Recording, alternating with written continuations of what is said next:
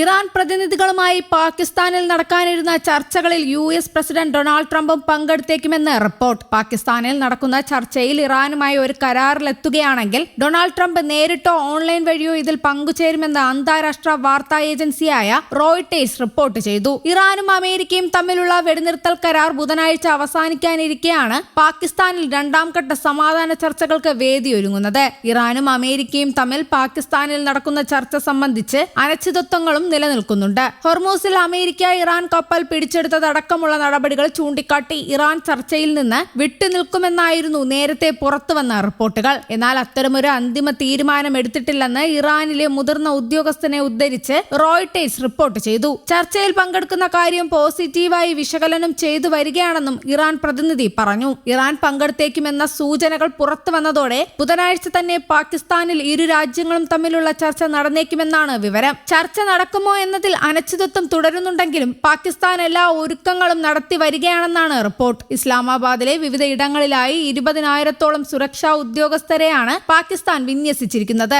ചർച്ചയ്ക്ക് മുന്നോടിയായി അമേരിക്കൻ സുരക്ഷാ ഉദ്യോഗസ്ഥരും ഇസ്ലാമാബാദിൽ എത്തിയിട്ടുണ്ട്. അതിനിടെ വൈസ് പ്രസിഡന്റ് JD വാൻസ് ഉൾപ്പെടെയുള്ള US സംഘം ചൊവ്വാഴ്ച പാകിസ്ഥാനിലേക്ക് യാത്ര തിരിക്കുമെന്നാണ് റിപ്പോർട്ട്. ഇറാനുമായുള്ള സംഘർഷത്തിൽ അമേരിക്ക ബഹുദൂരം മുന്നിലാണെന്ന് ആവർത്തിച്ച് US പ്രസിഡന്റ് ഡൊണാൾഡ് ട്രംപ് രംഗത്തെത്തി. വെടിനിർത്തൽ കരാറിന്റെ സമയപരിധി ബുധനാഴ്ച അവസാനിക്കാനിരിക്കെയാണ് ഡൊണാൾഡ് ട്രംപ് വീണ്ടും അവകാശവാദവുമായി രംഗത്തെത്തിയത്. ഞാനൊരു യുദ്ധം ജയിക്കുകയാണ്, ഒരുപാട് കാര്യങ്ങൾ നന്നായി പോകുന്നു, നമ്മുടെ സൈന്യം അത്ഭുതകരമായ പ്രകടനമാണ് കാഴ്ചവെക്കുന്നത്, ഇറാന്റെ സൈനിക ശേഷി തകർന്നു, അവരുടെ നാവികസേന പൂർണ്ണമായും തുടച്ചു നീക്കപ്പെട്ടു, വ്യോമസേനയാണെങ്കിൽ ഒളിവിലാണ്, ഇതിൽ പ്രധാനം US-ന്റെ ഉപരോധമാണ്, അത് ഇറാനെ പൂർണ്ണമായും നശിപ്പിക്കുന്നു, ഒരു കരാർ ഉണ്ടാകുന്നതുവരെ ഉപരോധം തുടരുമെന്നും അവർക്ക് പ്രതിദിനം $500 മില്യൺ നഷ്ടമെന്നും ഡൊണാൾഡ് ട്രംപ് സമൂഹ മാധ്യമമായ ട്രൂത്ത് സോഷ്യലിൽ കുറിച്ചു. New York times, Washington post, Wall Street journal തുടങ്ങിയ മാധ്യമങ്ങൾക്കെതിരെയും ഡൊണാൾഡ് ട്രംപ് സാമൂഹിക മാധ്യമത്തിൽ രൂക്ഷ വിമർശനം ഉന്നയിച്ചു.